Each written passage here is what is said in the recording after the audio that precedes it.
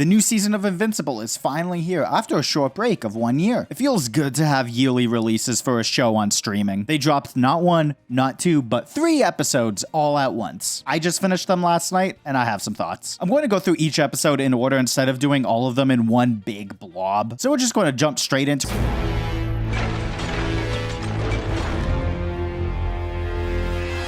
The main part of this episode I want to talk about is with Mark and Eve. I've always really enjoyed Invincible's season opening montages. This one does a great job of setting the depressing state the world is in right now by showing the aftermath of an absolutely insane back-to-back that was the Invincible War and Conquest, but I feel an intro will never be as good as the Karma Police opening. That one just hits so hard. This episode was a lot of catching up with characters and setting up their arcs, building up to the squids finally mounting their attack. I do find it funny that they're picking now to strike because the world is in such a rough shape. Robot, who I'm not going to call Rex in this video to keep it clear who I'm talking about, is going through a similar arc to Mark's where he's beginning to question authority, specifically with the one man keeping the planet together, and he's starting to defy orders in this episode. Oliver, I'm enjoying a lot more this season. He feels less like an annoying kid and more like a real character. We only got to see his teenage angst in one scene, but I imagine it'll pop up more and more as he gets frustrated. They're doing a good job of making him feel older than last season. I know that little murderous psycho is still somewhere in him, but age is giving him some morals. So I wonder when it will come back. To keep with Mark's family, Debbie had a great showing. I finally started reading the comics, and I believe I'm a little bit into the equivalent of season 3 at this point, and I really hate comic Debbie. She doesn't exist as her own character. She's here to be Mark's mom and Nolan's wife. Seeing that version of her makes me more invested in her here, where she has a character that is constantly changing and evolving, and instead of someone who has to grow her own character. I'm happy that she's growing a character and falling in love with Paul? Pretty sure that's his name. I like how she's hesitant to move in with him because last time she fell in love, it ended with her being called a pet. It's a solid amount of depth to her attitude towards this relationship because she wants to love and be loved by someone while being afraid to truly let someone in. To take away what I said about her being better in the show because her character is separated from the men around her, I loved the flashback with Nolan. Zero social skills Nolan is so funny. I kind of hope we get to see more of him from that time, but with the scene really nails is showing how much Debbie has moved on from what happened. If this was season 2 or 3 Debbie, I don't think she would have been able to give Oliver that go-ahead like she did. I envision the main theme of this season for me is getting stuff that I've been waiting to see, whether it's events, character dynamics, or arcs. I foresee a lot of payoff for stuff that they've been setting up over the last few seasons. And full-on depressed, rage-filled black suit Invincible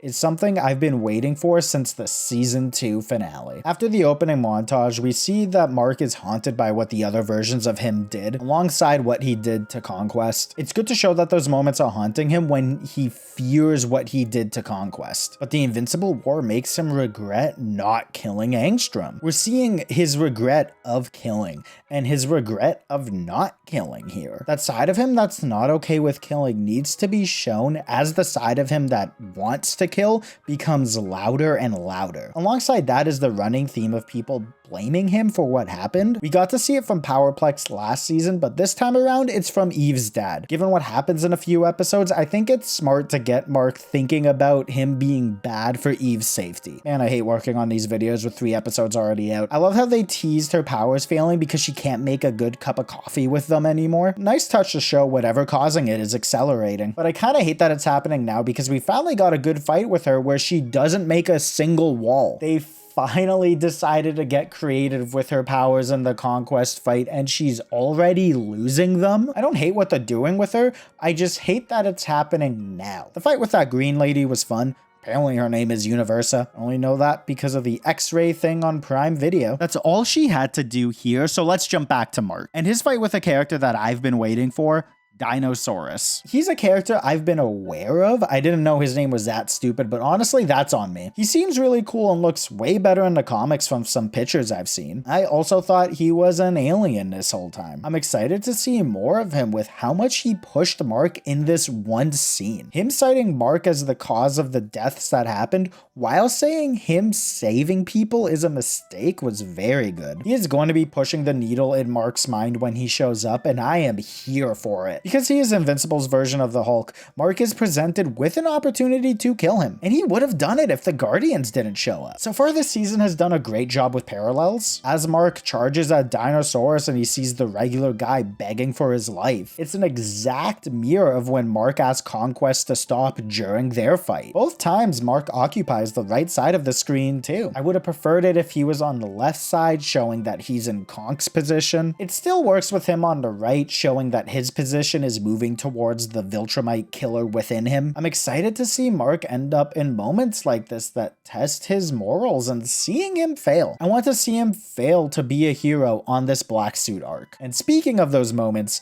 we see his first murder. After a very fun fight scene with the squids, Invincible is face to face with the final human in the hive mind. As Bulletproof races in on Mark to give him the device to free the last guy's mind, the barrier is failing, and he makes a call by deleting his head out of existence. I love the weight in the Guardians' reaction. They know he's not a killer, and he hates it. So seeing him make a tough call they know he wouldn't have made a year ago leaves them all stunned, and he doesn't say a word. A great ending to the episode. We've seen Mark slowly drifting towards this pit over the course of the last 2 seasons, and he falls into it here. Mark is a different person now, and given his powers, that's very scary. And having his first actual confirmed kill be a regular guy who was mind controlled is a brilliant move. He could have waited for Bulletproof. I think there was enough time to save that guy. Hell, he could have started dragging him towards Bulletproof. But he's seen what happens when he lets people who can do harm live. So his busted morals aren't letting him take any chances. One thing I noticed while editing is that when Mark kills this guy, he's on the left side of the screen. Putting him on the same side that Conquest was on shows us that he's acting more like a Viltrumite in this scene. I'm so excited for this season, man. I'm loving what they've done so far. Honestly, a lot happened this episode between the intro of Dinosaurus, all of the arcs starting, the power plant attack, and the squids. Earth cannot catch a break since the Invincible War, and Conquest is already awake and left the planet?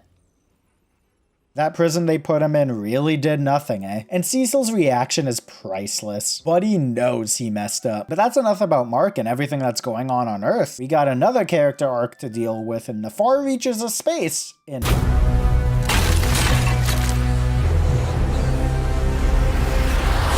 Episode 2 is my favorite of the 3 we got so far. It had some stuff that I've been waiting to see alongside some things I didn't know I wanted. Nolan was my favorite part of the episode, so I'm going to talk about him first. I love the opening, like a lot. It was a great view into how Viltrumites are raised and a look into their history, specifically with the leader that fell, the Great Betrayer, and why the purge happened. Honestly, when the scene started, I thought young Nolan was Mark's brother. I didn't know it was a flashback until his father showed up. That fight with his parents was great. What a messed up rite of passage too. Seeing if your kid can survive fighting you to prove that they're strong enough to live. It was a fun parallel with his fight with Mark. This is what Viltrumites do to see if their kids are worthy. It makes me wonder if one of the reasons why Nolan fought Mark back then was to see if he was able to fight Viltrum. He did write about their weaknesses. Something in him disagreed with the Empire, even before Debbie made him human. Speaking of parallels in that fight, I guess this move is genetic. It's really smart to show him training kids and his parents beating the hell out of him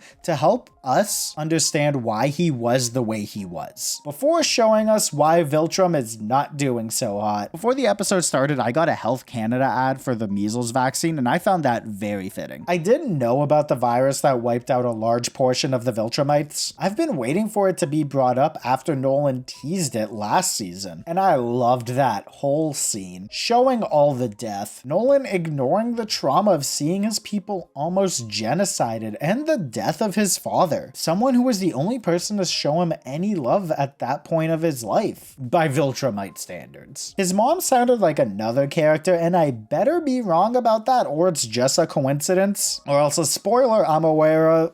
No, let's just move on. I don't want to think about it. The ring around Viltrum being Viltrumites that died from the disease goes so hard. It is a haunting visual for a planet built upon killing the weak. I think that might be a show addition because it's not in the comics when Nolan tells Mark about Viltrum at the end of Volume 2. Got a good tease of Thrag in that flashback too. Very excited to see him this season. Overall, the episode does a great job of lifting the veil on the Viltrum Empire. We get the real reason why Nolan came to Earth, to find aliens who can best breed with Viltrumites. Gross. Humans are the aliens they're looking for, which is going to put a lot of stake on defending Earth, because if the heroes fail and the Viltrumites win, not only do the characters that we all know and love die, the Viltrumites will be able to replenish their ranks and the universe is cooked. As Nolan takes Alan on a tour across the universe to get things that can kill Viltrumites, we really see how brutal they are. All of the things they did to take out threats are horrible. We know they're genocidal monsters. Seeing the aftermath of what they did is horrifying when they are the main threat. The only thing I didn't like from the episode is that they basically checked off all of Nolan's leads. I would have been down for more Space Ranger escapades with Nolan, Alan, and Telia. After that tour, we get two great moments with Nolan. Him reflecting on the actions leading to the extinction of his people was great, especially with Alan talking about how they could have learned from the virus. They felt the pain they caused the universe, but they went harder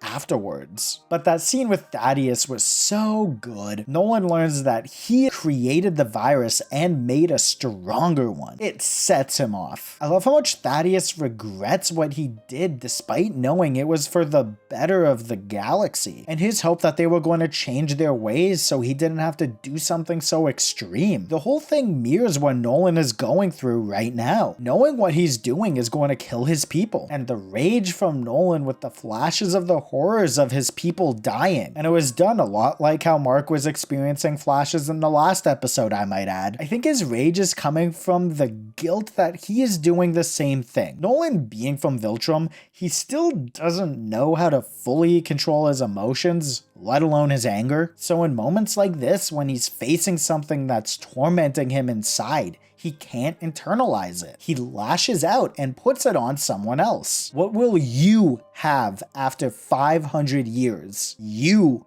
brought us to the edge of extinction. I do think a lot of his anger towards the new, more powerful virus is because he knows it will kill his sons, but that just adds another layer to it. Omni-Man and the Viltrumites are such a cheat code for this show. Everything with him is so layered and everything with them is perfect for villains. They're not the only entertaining thing in this episode. I love the running gag with Nolan trying to sleep. Alan and Telia are very entertaining here, and that messy Star Trek ship was so funny. Space Racer was cool. I'm so excited to see Tech Jacket and for them to find Battle Beast. And that post-credit scene, things are heating up with the Viltrumites, and I'm so excited to see Thrag in action. Overall, it was a solid episode, and I'm happy they're keeping the momentum running. But let's move on, because we still got one.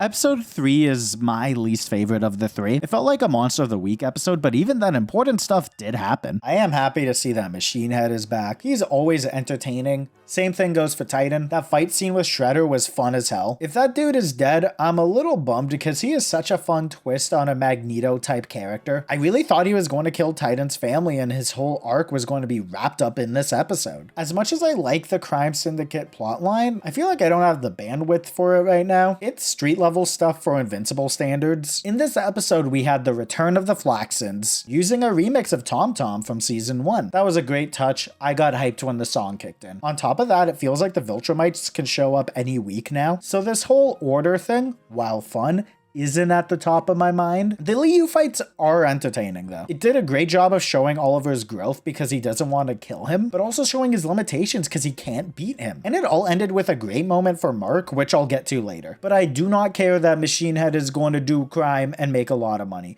Bigger fish to fry right now. I wasn't expecting to see the culmination of Robot's arc this episode. Brit's beef with him following orders starts and ends here. It is showing that Cecil is losing his grip on the heroes as everyone ignores ignores his orders to go into the Flaxen dimension, but only Robot and Monster Girl make it. The last Sequid Robot threw up was a great way to show their attitudes about letting villains come back because they let them live. And now an enemy that hasn't shown up since season 1 comes back, and he won't let them do it again. Amanda agreeing with him also needs to happen because they both get stuck in that universe. Sidebar, I don't know how Omni-Man left anyone alive on that planet. Oh shit, my laptop died. I'm excited to see where that ends up going, mostly because my buddy said it was one of his favorite arcs from the comics. It's so funny to me that they trapped the 2 kid characters in the universe where time moves faster, so by the time they're done there, they'll be adults. But it'll be like a week on Earth. Debbie's arc is progressing nicely, with her still being a bit afraid to move on, this time shown through her moving out or not. I'm assuming she will move in with Paul, and the second she does, Nolan is going to show up again and muck up all of her growth. That's a meeting I'm really excited for. The best part of the episode for me was Cecil and Mark. And Eve, but I'll save her for last. Cecil's whole bit with Mark was a great insight into his current headspace and Cecil's fears. Cecil knows what it's like to make tough calls. Knows what it's like to try to sleep at night with the weight of killing someone bearing over you. Also, it's wild that Mark can't buy beer yet. TBH, forgot he was 20. Sinclair picked the wrong time to apologize to Mark. To continue to break Mark, we need to see him in moments where he's face to face with regrets. Continue to show him what happens when he doesn't cross the line. And Sinclair is definitely one of his regrets. But Cecil is right. He shouldn't be crossing that line. But his character right now is failing to fight off the murderous Viltrumite within him. Him almost killing Titan was unexpected though. Much like with Dinosaurus,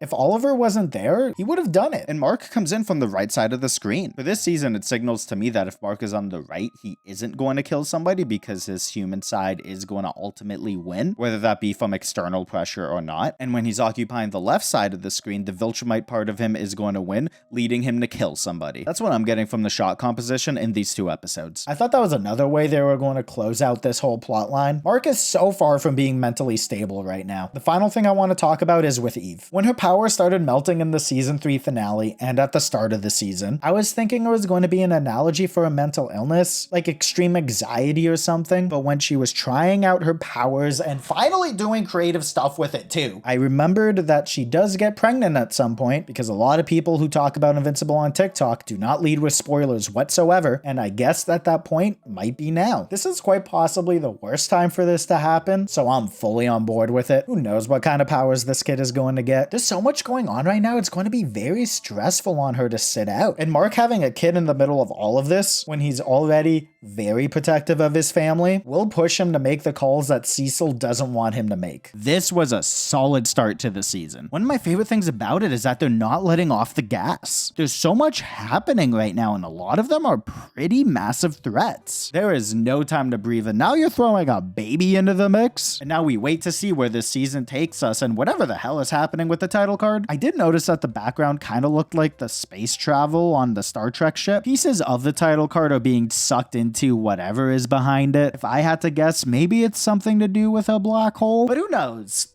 Probably comic readers. I don't know. I'm sticking a season behind anyways. That's going to do it for this week's batch of episodes. I will be back next week to talk about episode 4. If you've enjoyed this video and want to see more on shows, games, and pulp culture, feel free to like, hype, and subscribe. Comment what you liked about the episode and which one was your favorite. If there's anything I forgot about that you guys bring up in the comments, I will be sure to talk about it next week. I hope to see you all then.